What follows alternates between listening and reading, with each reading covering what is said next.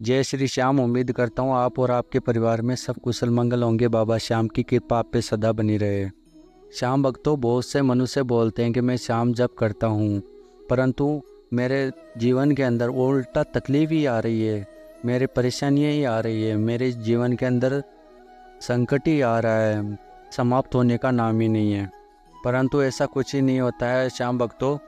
श्याम श्याम जी हमारी परीक्षा लेते हैं, परंतु हम लोग समझ नहीं पाते हैं, क्योंकि हम भक्ति मार्ग पे चलते हैं। तब बाबा श्याम हमारी परीक्षा लेता है कि देखता हूँ, इसकी परीक्षा लेता हूँ तो क्या मेरे को भूल पाता है या नहीं भूल पाता, क्या ये मेरे भक्त बनने लायक है या नहीं है, क्या मेरा ये दास बनने लायक है या नहीं है। परंतु आज मैं आपको बताता हूँ कि बाबा श्याम हमारी कैसे परीक्षा लेता है, और हम लोगों को हार नहीं मानना है।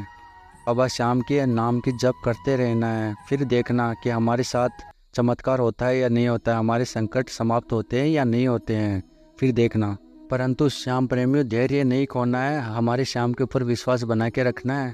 तो श्याम प्रेमियों, इस नाम जाप की महिमा को पूरा अवश्य देखें, और इसको लाइक और चैनल को सब्सक्राइब अवश्य करें, नहीं हो तो आप, और आगे श्याम भक्तों के साथ भी शेयर करना इसको, ताकि कोई भी श्याम भगत नाम जप को कोई भी झूठा ना साबित कर सके, और नाम जप से कार्य होता है, इस महिमा को समझ पाइए। तो इस वीडियो को पूरा अवश्य देखिएगा, फिर देखना श्याम भक्तों हमारे साथ भी चमत्कार होता है, बाबा श्याम करता है।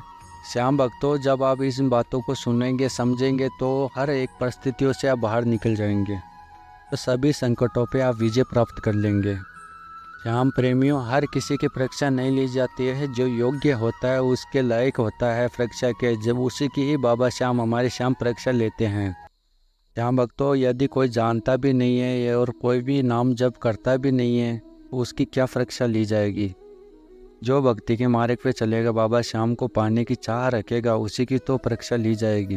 तो श्याम भक्तों कि आपकी विपरीत परिस्थितियां बन रही है, आपको हर तरह से दुख घेर लेते हैं, पूरी तरह से प्रभु के समर्पित हो जाना। खाटू वाले श्याम को, हमारे श्याम को याद करना, आप भूलना नहीं है, उनसे विनती करना, उन्हीं के सामने आपको रोना, किसी के सामने रोना नहीं है।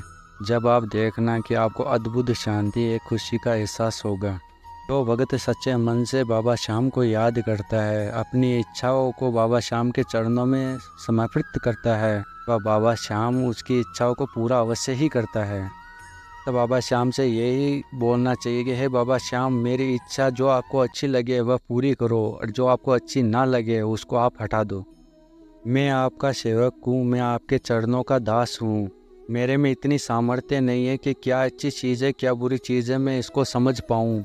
बाबा श्याम, आप तो सर्वशक्तिमान हो, मैं आपके चरणों में हूँ, मैं आपके चरणों का दास हूँ, मुझ पर कृपा करिए।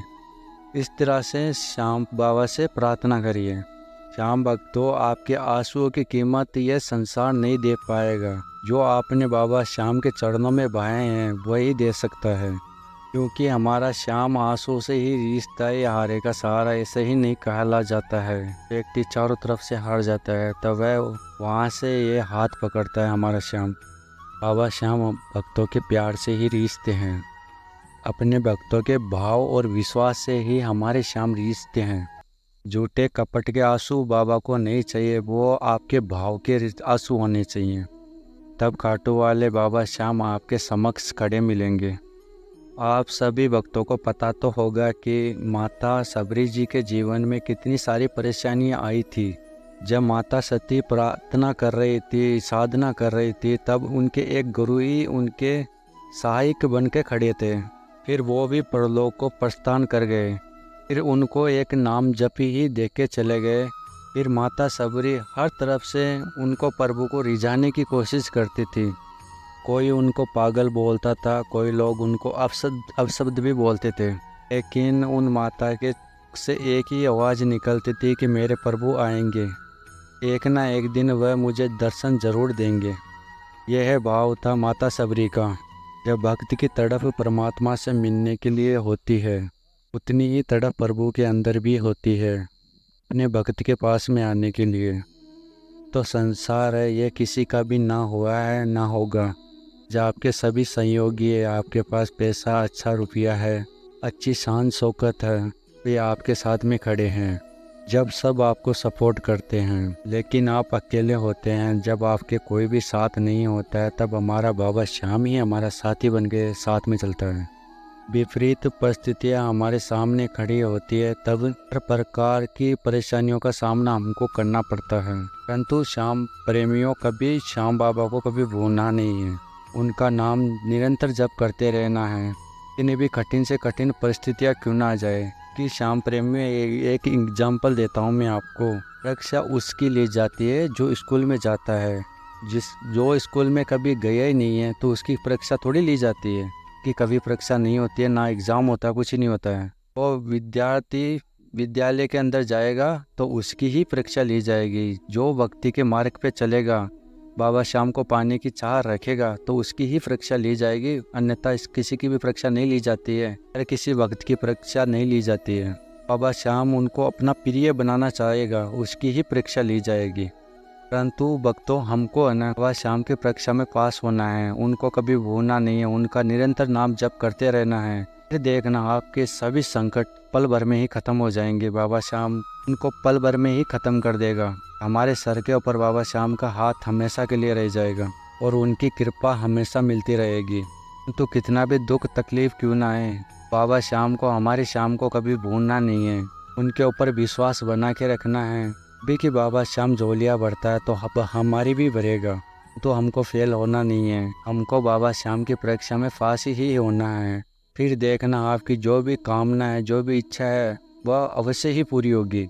बहुत जल्द बाबा श्याम पूरी करेगा उनको, क्योंकि नाम जप में इतनी बड़ी सामर्थ्य है, इतनी बड़ी ताकत है कि पल भर में ही आपकी इच्छा मनोकामना पूरी कर देगा।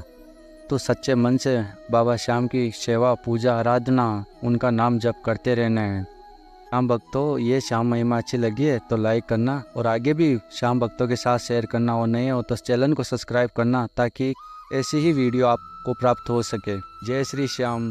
बाबा से यही कामना है कि आप सबके ऊपर उनकी कृपा बनी रहे। मिलते हैं अगली वीडियो में। जय जय श्री श्याम।